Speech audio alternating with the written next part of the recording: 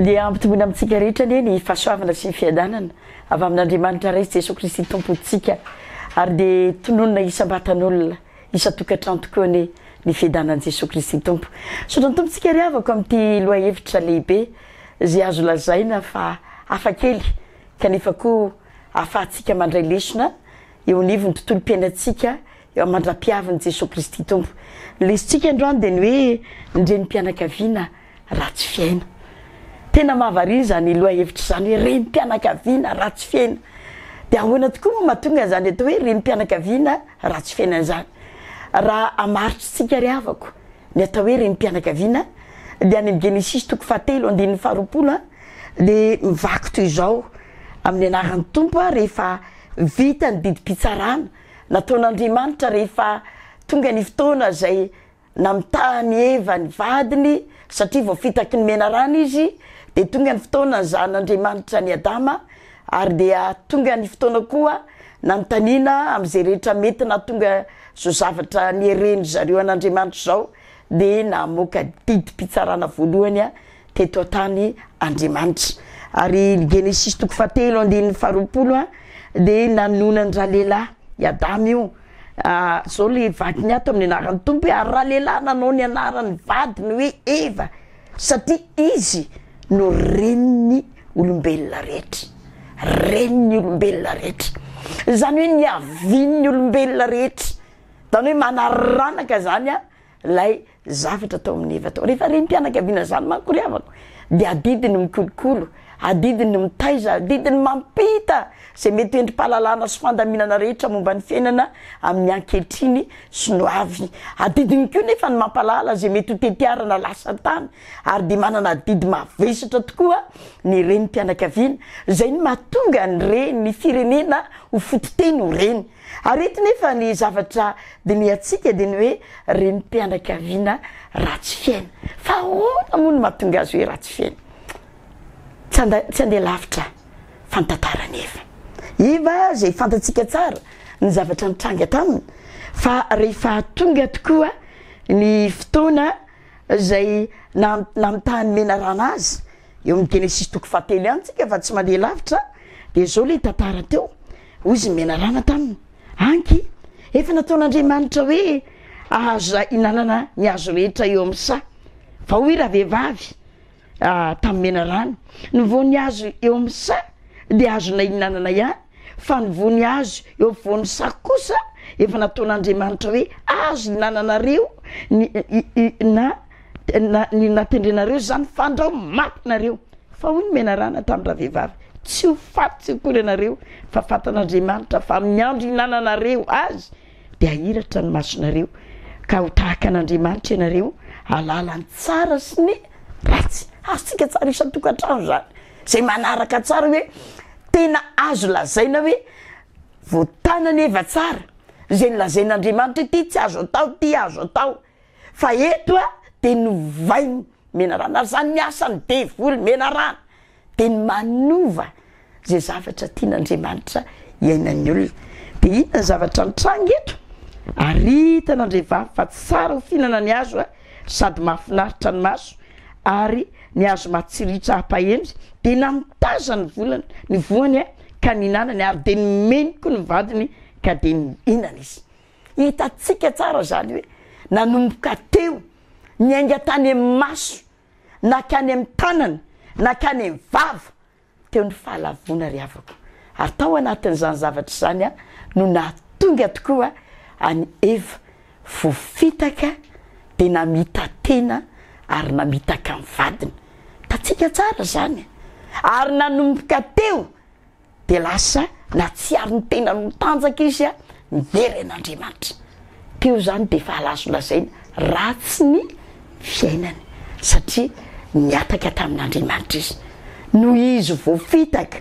dia namita tena koa ary dia namitaka ny hafa ary dia hitatsika ny toy ny tantara ary dia hitatsika tsara fa raha mbola tonga ary ny fotoana nionany tamin'Andriamanitra ny vatany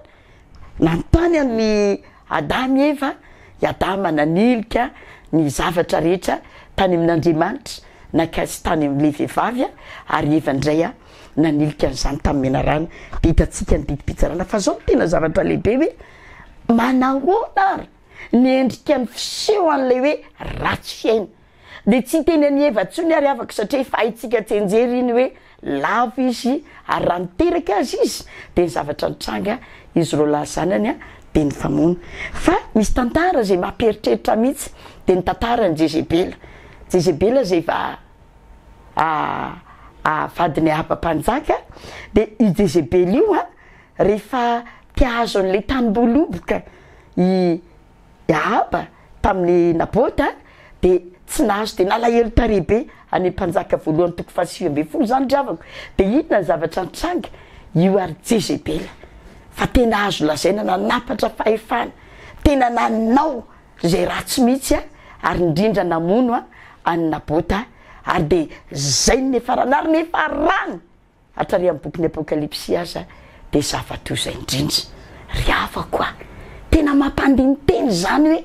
rehefa ny vehivavy ny manao ny didohany rehefa ny vehivavy ny mandeha amin'ny herin'ny tenany amin'izay saipatany de ratsy fiaina izy zay ary tantara anankiray zay mampieritreritra de ny tantara ny Vasty zay vadiny Asurisy-mpanjaka azo lazaina nge zany hoe numéro 1 eo amin'ny fireneny io vehivavy numéro 1 amin'ny fireneny io rehefa mba tiany mpanjaka ho hitan'ny olona rehetra isy ny asaratarehara de sady tsy nanaiky vady fa namingavinga sy naniratsira tsy mba nanana fanetretena de niongana teo amin'ny toerany mahavady azy reny mpianakaviana namako satria sa reny mpianakaviana enjana be nitoetratsika rehefa mandeha amin'ny saipatatsika zay tsika rehefa manao azy tiatsika ataotsika de io ny atao hoe ratsy fiaina ary zany ry afako no lesona ngesabe vehivavy ianao reny mpianakaviana manatokatrano tsy voatery efa niteraka ianao fa manatokatrano de tadidio tsara fa io zavatra ataonao io fianarany fiarahamonina io alain'ny olona tahaka io ary zay mihitsy moa nampatonga reo mpanolotsaina sy ny tandapatany amin'ny androny Asurisy ny boky Estera toko voalohany azy zany tantara zany hoe sody eran'ny firenena ty ataony vady ny mpanjaka ty ka samy tsisy anaja ny vadiny tsony ny vehivavy rehetra noho ny famingavingana noho ny faniratsirana noho ny tsy fahaizana manetra tena avonavona miaingany amin'ny fitenenana sy mifihetsika rehetra nataony tamin'ny vadiny ary de samy mianatra n'izany daholo ny vehivavy rehetra de lasa niongana teo amin'ny toerany mahavady zany Vasty zany inoko ry havana fandraisantsika leso zany eo nivy ny tontolo mpiaramonina misy atsika ankehitriny andro farany zao tadidio tsara reny mpianakaviana ratsy fiaina de tadidio manao tantara ratsy eto amin'ny firenena ary misaotra ny tompo lehibe tsika fa mamaholana Andriamanitra name olom-baovao indray afahantsika matahotra an'Andriamanitra afahantsika miverina amin'ny vahaolana zany de zao fotsiny hoe miverena ny vehivavy mianatra mangengena misoratra masina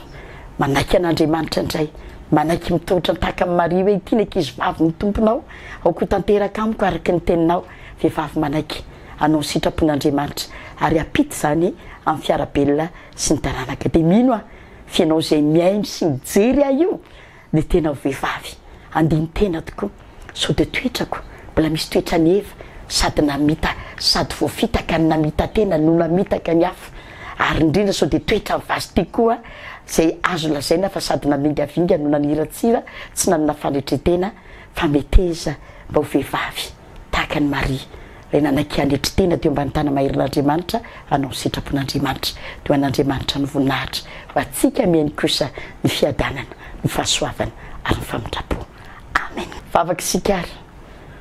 misaotra anao zay tompo misaotra indrindra ny any amin'ny anazavanao ny sainay indrindra zay reny mpianakaviana rehetra ny menao tokatrano mety mbola ho vady mety tsotsony fa kosa reny mpianakaviana zay manana didy amin'ny fampitana ny atsaranao Andriamanitra amin'ny fiarahamonina ary tena menatra eo anatrenao zay satria tsarona tokoa ny boky ny Ezekela zay milaza hoe ny ataony reniny any ny ataony zanany vavy mamenatra tompo raha totokoa zay tahaka ny eva teo sady namita tena namitaka ny vady namitaka ny hafa namitaka anao Andriamanitra mihitsy ifonany zany raha toka misy toetra mivazy ty ny toetranay feny famingavingana sy faniratsirano mamela heloka fa ny angatana aminao Jesosy avozy ny vehivavy reny mpianakaviana rehetra mba tena ho reny manana ny hatsaram-panahana ao Andriamanitra manana ny fitiavana ao Andriamanitra ary manana ny herina ao Andriamanitra vonina anao ny sitrapona ao Andriamanitra dia terizo amin'ny fatahorana anao ndreny mpianakaviana rehetra tompo ary mba tsy ho re